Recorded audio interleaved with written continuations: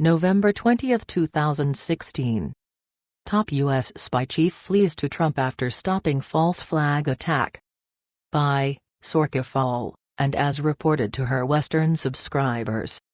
An astonishing Foreign Intelligence Service, SVR, report circulating in the Kremlin today states that U.S. Navy Admiral Mike Rogers, who heads the Obama regime's National Security Agency, NSA, United States Cyber Command, USCYBERCOM, and is the chief of the Central Security Service, CSS, fled to New York City on Thursday, 17 November, seeking an urgent meeting with President-elect Donald Trump just hours after he, Rogers, single-handedly aborted the unauthorized flight of one of America's doomsday planes.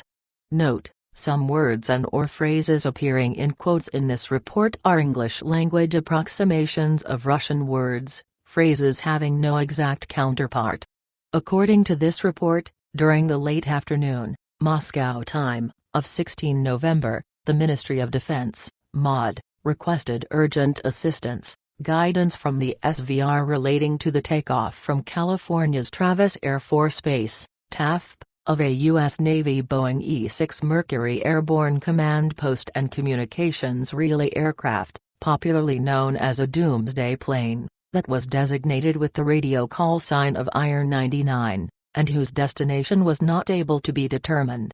The flights of these types of doomsday aircraft, this report explains, are strictly governed, observed under the procedures, protocols and guidelines of the Strategic Arms Reduction Treaty, New START, signed between the Federation and the Obama regime that took effect on February 5, 2011, and that this Iron 99 doomsday plane flight was in strict, blatant violation of due to the U.S. failing to notify the MOD of its exact mission status. Upon being notified by the MOD of this grave New START treaty war threat violation by the Obama regime, this report continues, SVR Director Sergei Naryshkin contacted his U.S. counterpart Admiral Mike Rogers, and though the exact details of their conversation are higher classified than this general report allows, it is important to note that immediately after Director Naryshkin contacted Admiral Rogers, this doomsday plane's flight was halted over the skies of Denver,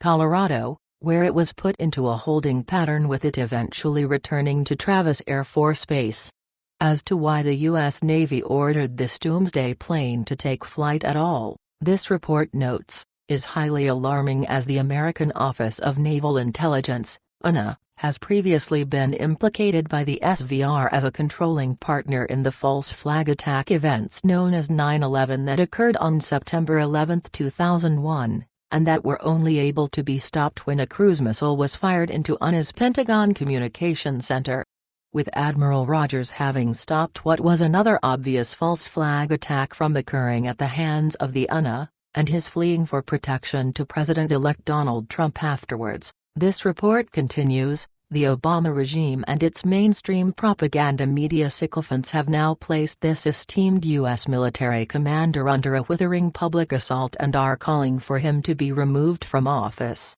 and that President Obama is said to now be considering.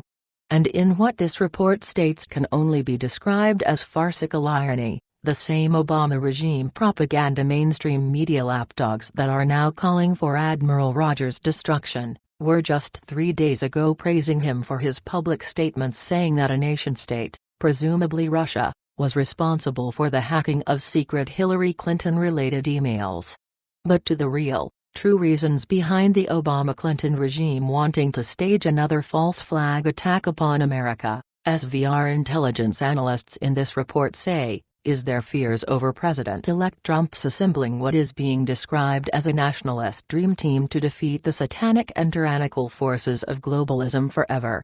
And so decimated have these elite globalists become in America, this report notes. These warmongers are only able to rule now from what are called their coastal citadels with fully 1/3 of all U.S. congressional seats held by their communistic Democrat Party coming from just 3 states, California, New York and Massachusetts. Even worse, this report continues, these elite globalist Obama-Clinton Democrats are still failing to realize that President-elect Trump won the popular vote when adding 49 states, out of 50, and lost the popular vote only when adding in the communistic state of California.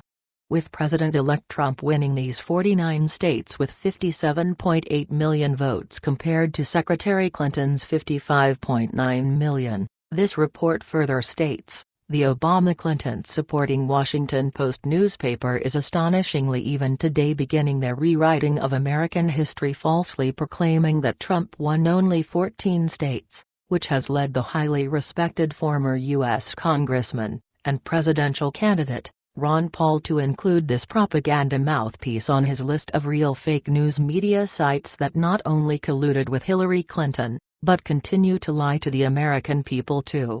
Protecting these real fake news Obama-Clinton media sites, this report continues, are America's top technology giants, and who were joined yesterday by Facebook CEO Mark Zuckerberg, whose message for his billion-plus users is most plainly stated as, "You're not capable of deciding for yourself what is news and what is not, so we will do it for you." And among the many things being kept hidden from the American people by these real fake news propaganda mainstream media sites, this report says, are the astounding 81,640 pages of new regulations the Obama-Clinton are unleashing upon these unsuspecting people before President-elect Trump can take power, and that goes along with the stunning $2.4 trillion of additional debt they are being saddled with too. Not making any sense either about the elite globalists supporting propaganda U.S. mainstream fake news media, this report continues, are there astonishingly insane new ideas for America, and that include Japan establishing a large military training facility in the United States to create jobs and boost real estate values.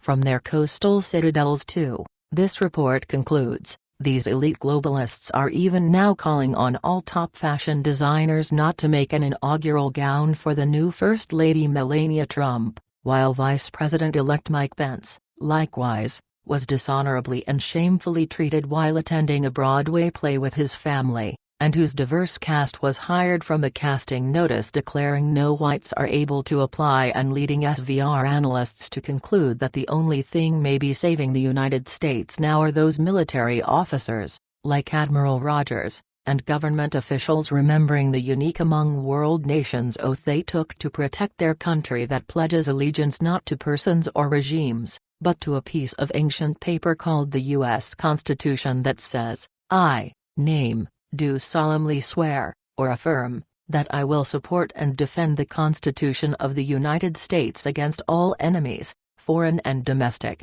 that I will bear true faith and allegiance to the same, that I take this obligation freely, without any mental reservation or purpose of evasion, and that I will well and faithfully discharge the duties of the office on which I am about to enter. So help me God.